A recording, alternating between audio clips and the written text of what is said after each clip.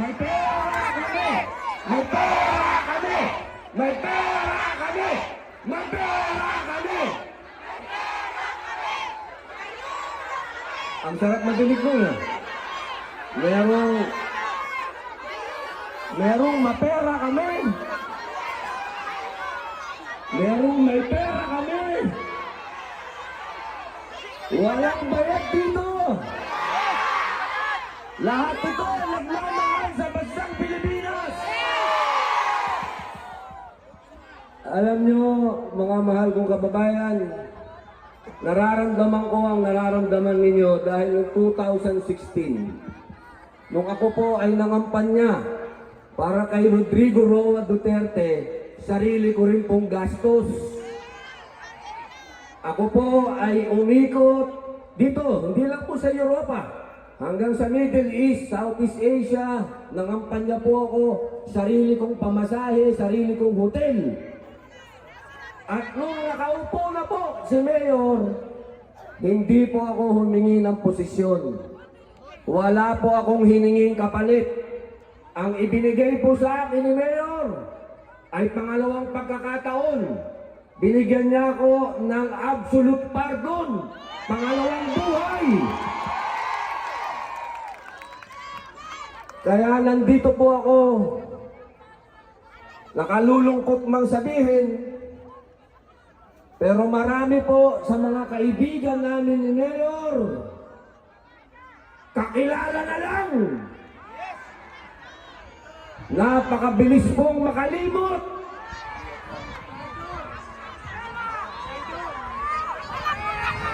Pero kami naliligayahan sapagkat ang ganap na ito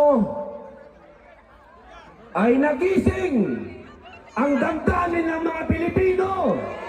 Hindi kami bayad! Hindi kami bayad! Hindi kami bayad! Hindi kami bayad! Hindi kami bayad! May pera kami! Hindi kami bayad! May pera kami! Hindi kami bayad! May pera kami!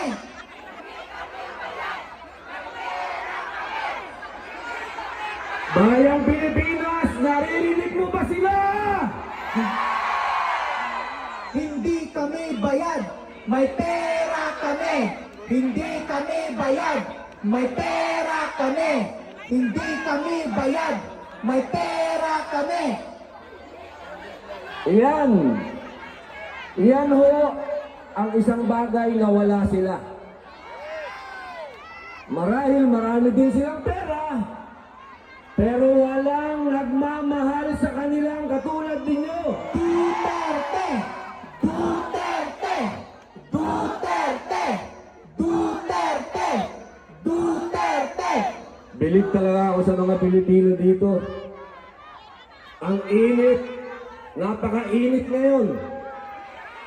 Nung mga nakaraang araw, nung bagong dating kami, nanginginig kami.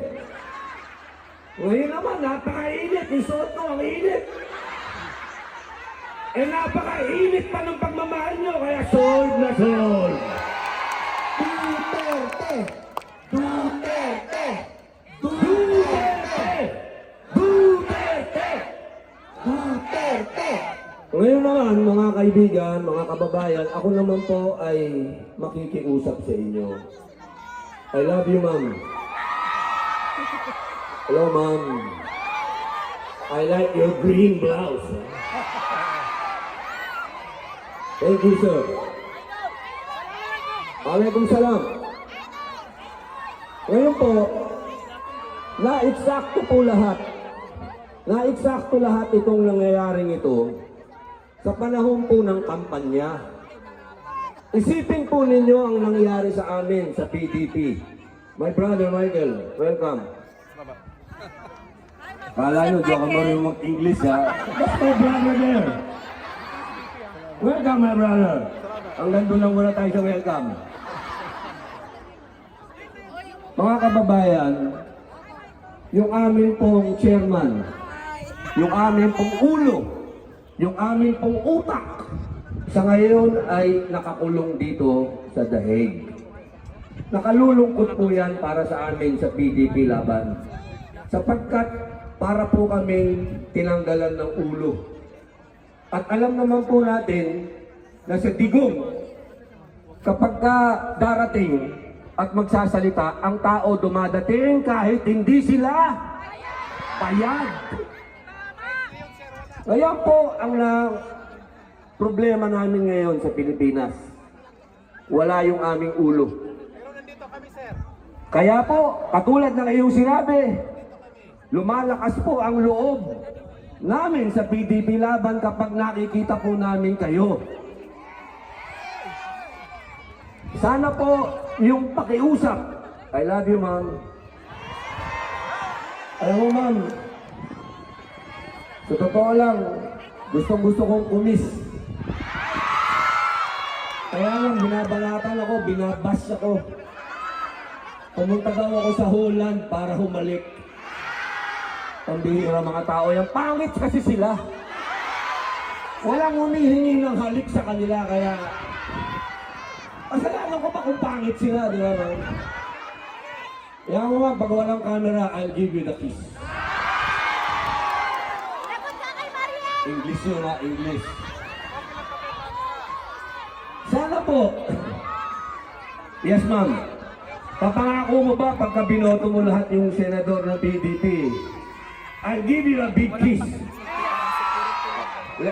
Mamaya, ma'am, kasi baka makunan na naman ako, mabas na naman ako. Yes, ma'am. Oh, yes, ma'am. Lahat po kayo, yayakapin ko. Hindi po yan kahit kailan naging issue sa mga ka-Duterte. Sapagkat ang mga ka-Duterte po malapit sa tao. Lahat po na nagmamahal kay Pangulong Digong, lahat po kami, tinrain ni Digong na maging malapit sa tao. Kaya patawarin niyo po kami, lalo-lalo na po sa mga kapatid kong Muslim, kung na-offend po kayo, doon po sa humiling ng halik at hinalikan ko, patawarin niyo po ako. Pero wala naman pong mali sa yun, kung hindi, yun po ay, yung kababayan natin, napakatagal dito, humingi ng kiss, hindi mo ibibigay, napakadamot mo naman.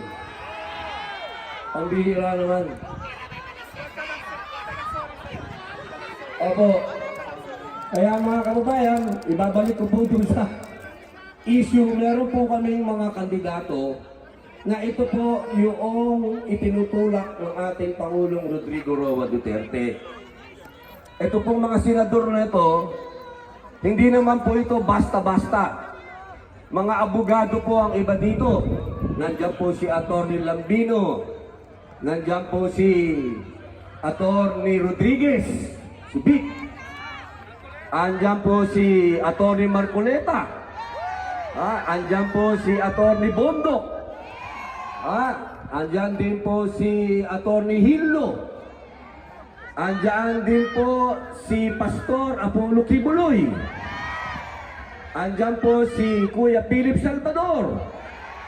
At nandiyan po yung anak-anakan ng ating Pangulong Rodrigo Roa Duterte. Nandiyan po si Bongo. At nandiyan din po si Bato. Wayfair presents